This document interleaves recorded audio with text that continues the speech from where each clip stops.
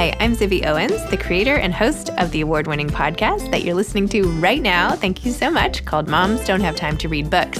It is a daily podcast, 365 days a year, and each day we talk to an author about all of the things related to their career, their book, their life, and more in 30 minutes or less, because who has time? I am now an author myself, although I wasn't when I started this podcast, and you can get my new memoir, Bookends, a memoir of love, loss, and literature, wherever books are sold starting July 1st, and my children's book, Princess Charming. You can learn more about me at zibbyowens.com, but really you're here to learn more about the authors, and that is what we're going to do. Also, be sure to check out all the other podcasts in the Zcast Podcast Network. You can learn more at zcastnetwork.com and definitely check out those shows as well.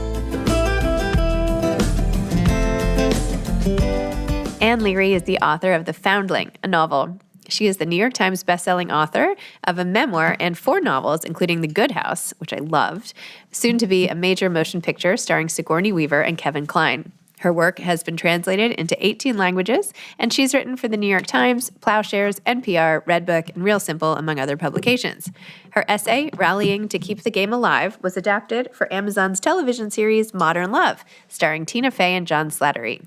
She lives with her husband in New York. Welcome, Anne. Thank you so much for coming on Moms Don't Have Time to Read Books to discuss The Foundling, your latest novel.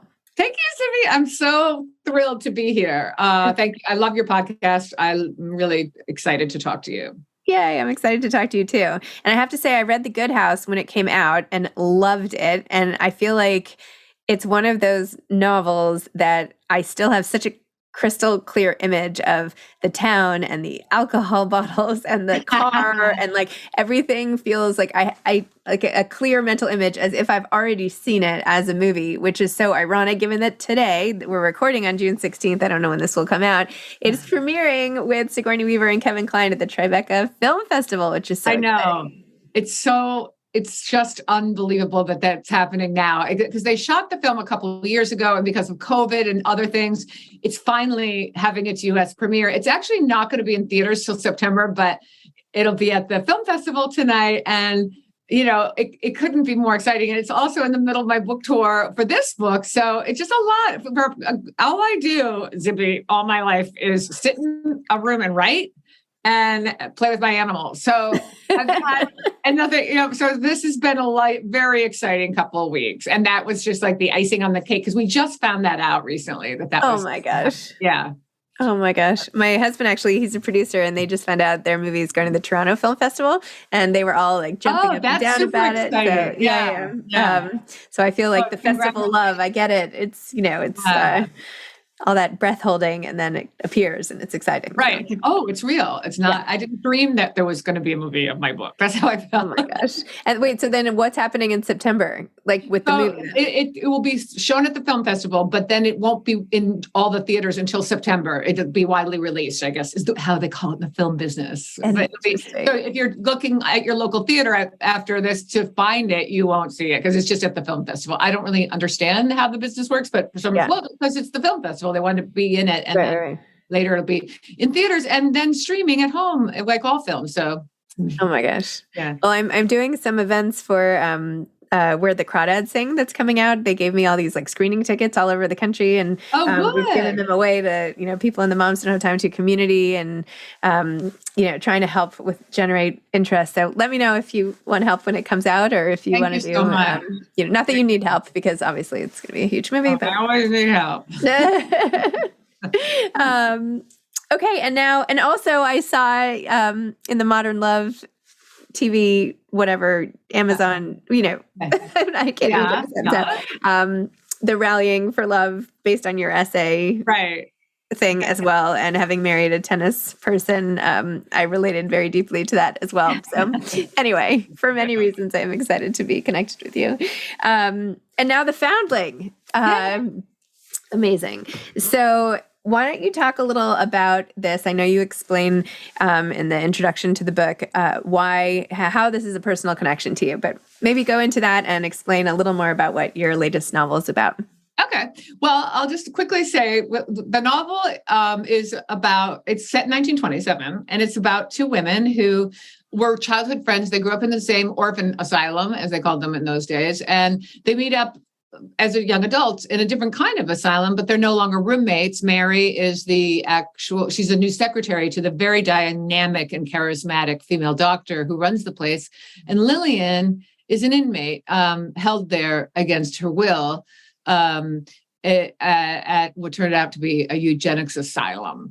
What inspired the book and why it's connected to my personal, I have a personal connection to it. I over 10 years ago, did what many, many people did. I joined Ancestry.com. I wanted to find out, I had a few questions about my family. And one of them, which I thought would be the easiest to answer, was why my maternal grandmother was an orphan. I knew she grew up in an orphanage and I didn't know what happened to her parents. And I still don't know that. It turns out really hard to find out orphan information, orphanage records.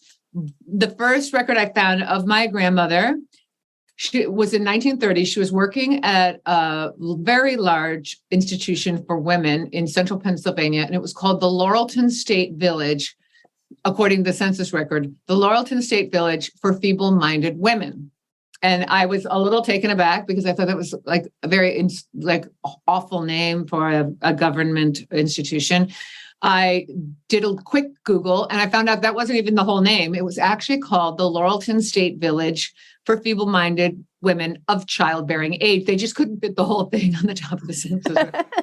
So I learned quickly that feeble-minded, the word feeble-minded, like the words idiot, imbecile, and moron, were clinical terms at the time. They were not, they probably were slurs too, because people were not very nice to people with disabilities at that time, but they were not, it wasn't as odd as I thought it was to have that on the name of the thing. It turns out the very cruel and most offensive part of the name of the place was the of childbearing age part, because I learned this wasn't a training school for people with true intellectual disabilities, as I had presumed, though there were a small percentage of women who did have, true disabilities. This was a place, a place to keep women who were morally or mentally unfit from having children, from having sex, from, and some states, I can talk in a minute about eugenics. Don't be like, for the audience, if you don't know anything about eugenics, it's not your fault. We weren't taught about it in school. I knew very little about it before I started researching this book. In the 1920s, it was a household word. Everyone knew about it. It was a very popular, widespread thing. And it wasn't a little hate group or anything. It was very much, it was kind of the law of the land. So the true purpose of this asylum was, to keep young women who were deemed to be unfit for many reasons from having children. Well, tell me, when you did your research, what was it people were so afraid of? Did they think it was unethical for kids to have? Which were the types of people that? Because you said it was not just the feeble, it was not just the intellectually disabled, but who were the other types of people that were inmates? So basically, just a quick, understanding of the eugenics, what eugenics meant. It was kind of considered a science. It was something that in the early 20th century, there was this wonderful, what they thought a progressive new science that was kind of like social Darwinism. And it was basically, on the surface, it looked kind of nice. Like, it was the whole idea was like people who are very fit and healthy should have more children, and people who are like have issues, maybe disabilities or otherwise not, are unable to take care of children should have less children. It was not really at all what it became very quickly, especially in the United States. The United States practiced negative eugenics. Most people who do know about eugenics are aware of the forced sterilization of men and women who not only had disabilities, but might belong to a race or a group of people, or usually very poor people who they thought shouldn't have children, and they were forcibly sterilized, sometimes without even knowing. Somebody might go in to get their appendix out and come out without with their tubes tied. So in many states that wasn't allowed, and Pennsylvania was one. So what they did was they warehoused the people, and especially the women. The place where my grandmother worked was specifically for women of childbearing age. And what that meant was if you were perhaps a woman whose husband was tired of you. It's very hard to get a divorce in those days. If you were 13 and said your uncle, who was a prominent member of the community, was touching you inappropriately. If you were a prostitute, people were very poor or very rich in those days. And if you were poor, it was a coal mining state, a lot of industry, there's always going to be some prostitution. If you were drinking, it was against the law to drink. So many things could get you, could have you sent here. Eugenics beliefs were that criminality was very much tied in with heredity. And everybody who was a criminal was absolutely feeble-minded, or they wouldn't have been a criminal. The idea was that normal people with healthy brains and, good reasoning would never commit crime. So it was very easy to suddenly label a huge part of the population as being feeble-minded, especially on the moron level. So I hate the girl alert, guys, and I did an author's note just because of this. These are the hard words to hear, but they were the words of the time. So idiots were the lowest IQ of the feeble-minded. Imbeciles were like medium, moderately intellectually impaired, and morons were very high. They called them very high functioning. And the person who coined the term was a eugenics, one of the pioneers of eugenics, and it really referred to what they called the morally defective people. So think it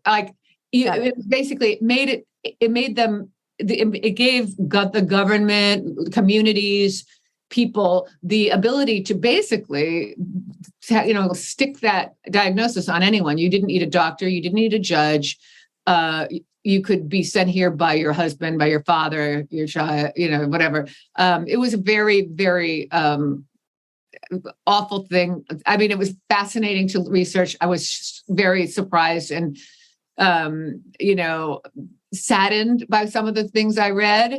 I loved writing this book in the 20s. The 20s was always my favorite era of the United States, but I had a different impression of it before I researched this book. I always associated it with decadence and like Zelda Fitzgerald and, Daisy Buchanan and flappers and drinking because it's, when you're not supposed to. And that was the 1920s if you were rich.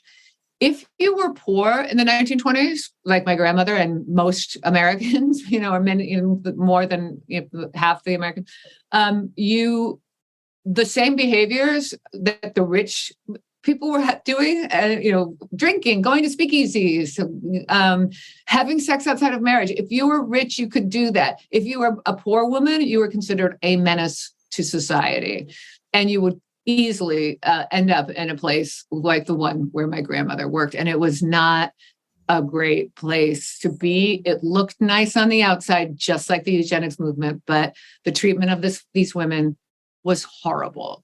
It's really amazing that this is what life was like, like all these little, and also all these little pockets of history, which have essentially been erased. It's almost like, I feel like if somebody were doing an analysis of mental illness treatment in the US, there would be maybe a little footnote about this, right? Because it's essentially, but mental illness, of course, as you say, is only a little piece of it. But still, it's like, so this was actually interesting. So this was soon, around the turn of that century, so between the 19th and early 20th century, they realized that the intellectually disabled should not be institutionalized with the people with mental illness. They're two different things. So that was part of this. So they didn't have homes for quote unquote feeble-minded or intellectually disabled people. So these weren't people who had schizophrenia or bipolar depression. They were people who were considered born with less intelligent, with a deficit in their intellect. My research showed that there were asylums like this all over the United States. And I researched many and came up with the story based on what I learned, not only about the place where my grandmother worked, but about many others. And then the reason a lot of people today don't know about eugenics, like I said, it was very popular. It was widely accepted. People such as Theodore Roosevelt, Winston Churchill, Margaret Sanger, some people know now, George Bernard Shaw, Virginia Woolf, many people that I've always admired who did great things, were outspoken eugenicists. But you have to understand that, again, everybody, it was there were laws passed that were eugenics laws. So it wasn't like a fringe hate group. It was kind of this widespread thing. Was it racist? It was super racist. But going through the newspaper archives of that time, everyone was, it was just like a very racist, overtly xenophobic, anti-immigrant, time, and very, very dangerous time for women. And Okay, so you do all your research and you realize you want to write a whole novel about this, and then what happened? You figured out your character, or what's the process? I originally was going to I wanted to write like kind of a nonfiction journey of discovery about what I found out, but I really do like to write fiction. I do have a kind of a vivid imagination, and as I was reading, three people in my grandmother's story kind of came to me. My grandmother, who I didn't know very well, but she went there when she was only 17 and was working as a stenographer. So I kind of, I wanted to, maybe have her be a character. And then the woman who ran the place where my grandmother worked was a woman named Dr. Mary Wolf, and she fascinated me. And I was quite impressed and in awe of her when I first read about her. She graduated from medical school in 1899 when very few women went to college. She then became one of the first psychiatrists in the United States.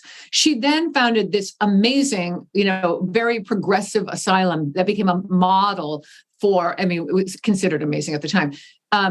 Delegates from foreign countries came to see this institution because it was so well run. All the inmates, as they called the residents, did all the work. So it actually didn't rely on the government for much funding at all. It was self-sufficient. So, but she was also she did speeches all over the state to raise money and awareness. She wrote, so I could find a lot of things that she wrote and said. And she was quite amazing. She also was an avid suffragist. She was I thought, what an amazing woman. And she did care, I do believe, very much about vulnerable women in society. She came from an affluent home and had more power than most women. I created Dr. Vogel in my book based on her. And so, as I said, I don't want anyone to connect the fictitious character with the one who inspired her, only that I'm glad I found her, because she, I think, was the most fascinating person to explore as a character for my novel. Mary came to work for her in real life.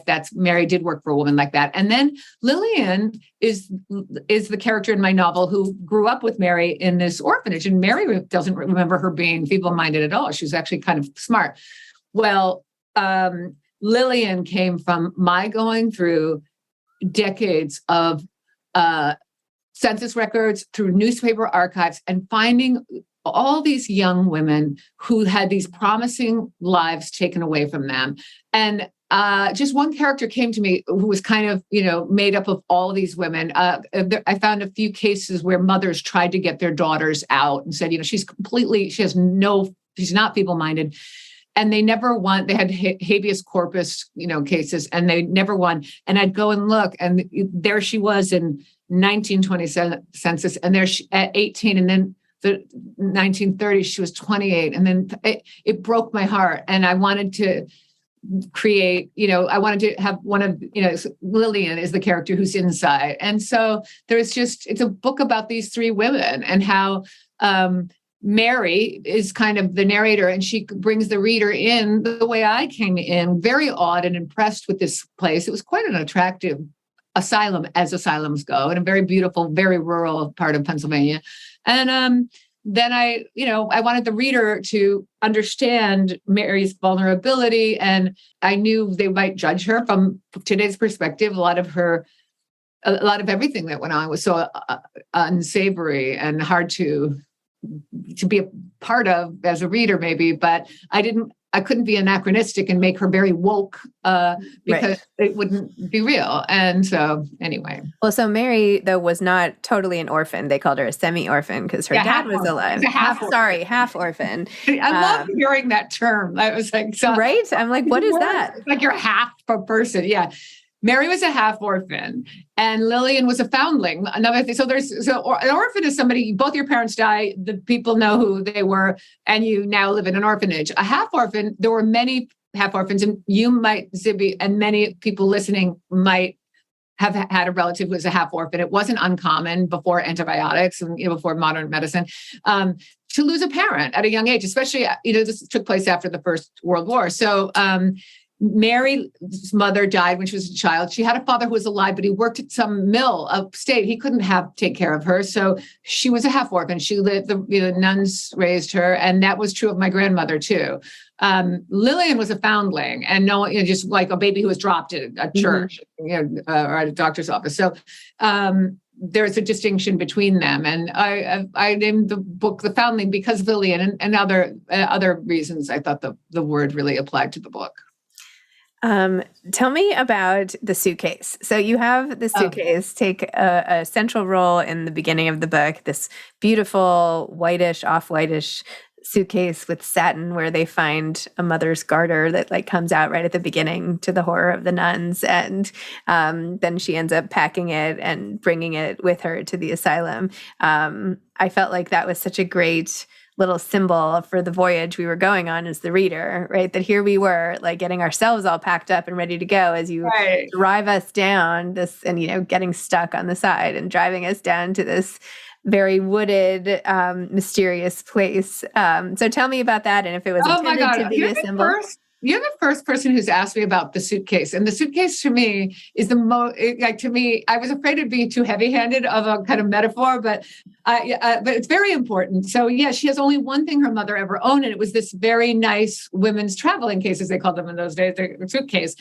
And maybe I'm glad that no one's asked about it, because I was afraid it might be too heavy-handed, but I did have the nun open it, and I kind of wanted it to be very sexual. And so the description of the suitcase, if you read, you'll see it might remind you of a very feminine part of our bodies, but it's something, the nun is shocked by. And so sexuality and femininity is very much a theme of this, but it's also Mary carries it through the whole book. She has it with her, and the suitcase changes her way, the way she thinks it's the most beautiful thing and very, very fancy. And then when she's exposed to really very, very nice things by the rich doctor who takes her under her wing and a little bit takes advantage of Mary's motherlessness to manipulate her. But suddenly she starts to, and this happened to many people, where when you grow up, a thing you were so proud of, then you become, you realize it's not as amazing, as special. And then she's almost ashamed of it at the end. And so there's many things. I'm so glad not one person. I've had a lot of interviews and done a lot of talks, but no one's. I kind of forgot about the suitcase, but it's a very important thing. And so thank you for asking that question. Mary also has a very, very shameful secret from her childhood, and I felt too that was sort of part of it's all part of hiding things that have to do with her secret did have to do with childhood sexual abuse, and so it was very much about just keep it inside, and it had to do then with some of her decision making regarding whether she would be able to help Lillian, her friend, and this is an exploration of female friendships. I mean, she and Lillian, I felt I wanted to show how, especially when we're younger, the way we were with our friends as children, female friends, how much we loved them, and then sometimes hated. It was this thing of, and it turns out, she and Lillian share a secret, and that comes, that's not a spoiler, but that is part of the plot. So interesting. One thing that, as I referenced with The Good House, that I just feel like you're so good at creating a setting, that. How do you do that? Even the drive, even the car, even not all books sort of really immerse you into such a visual sensory place. Thank you so much. No, so when I wrote this, so I'd been researching it, but I was finishing my last novel, The Children. I had to finish that. When I handed in the last draft, I got in my car. It was December, not a great time to drive from New York State to central Pennsylvania. Well, I first drove to Scranton, where the book begins, where my grandmother grew up in the orphanage. And then I drove the route she would have taken there. Now, of course, there wasn't an interstate highway. I knew it would have taken her many hours longer than what it took me.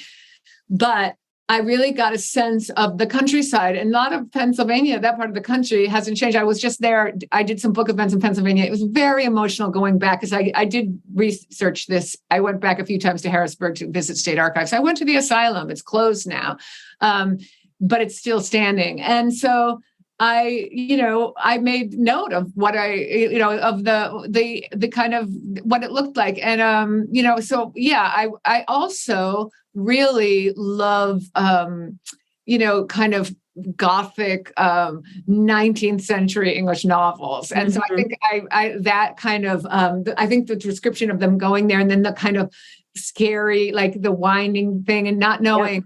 I moved a lot as a child. I know what it's like to leave a place and go to a new place and not know what lies ahead. And it's a scary thing. And, at one point, like she goes to this gate, it's closed behind her and she has this moment. I think I've had that in my life of, being plucked from one place and placed in another. And at those times, you're very aware of your surroundings. It's probably a primitive instinct to just, so I'm glad that you noticed that. But yeah, she's very, I wanted her journey there to be kind of, because she's about to, her life is about to be changed very much. For the better and for the worse. Wait, so why did you move around a lot, and where are these places you moved? So my dad was in the Army when I was little, and then he just was kind of, I don't know, just very, a variety of reasons. We did move a lot. He would change jobs. And so we lived in, when I was 14, we moved to the North Shore of Boston where the Good House was set. But before that, we had moved about 14 times. Many of the times was when I was a baby. But on this book tour, I was going to Wayne, Pennsylvania, mentioned to my mother, and she said, "Oh, we used to live in Wayne. That's where your sister was born." Like that. Oh my gosh. It's great on a book tour because usually, especially in the Midwest or the Eastern United States, I can often say, "Hey, I used to live near you." And I did. But so I think that's helped me as a writer too, in that we moved, for example, from Racine, Wisconsin to Marblehead, Massachusetts. They couldn't be more culturally different, but it really gave me, when you move a lot, you're prone to being bullied, as the newcomer. And so it was really important to my siblings and to me to fit in. So I think I really, became very aware of the way people talk. And I think that's helped me as a writer. I became very, very, because it was very important to immediately sound like the rest of the people, the rest of the kids. Yeah. And then I was very aware that everybody's the same, really. Wherever you go, there was the cool girl, there was this girl, which I don't think people knew in the town I moved to where everyone grew up there. But also that helped me write a historical novel. I know everyone was the same then, but also that, I was aware, I guess I was very much a person who studied the others to fit in. And it helped me as probably as a writer to, now when I'm writing, I'm very aware of, the little things about the way people behave. I like to study the people. I like to watch the people and then try to write about them. So I think that helped a lot. There is power in being an observer that it's trying to fit in. All I want, I just want to fit in. But I think it's about we create characters that don't feel like they fit in, or that have that are desperate to fit in. And that was very much Mary, the main character's part of her makeup was wanting to be accepted and loved, and being born feeling not loved and trying to find love.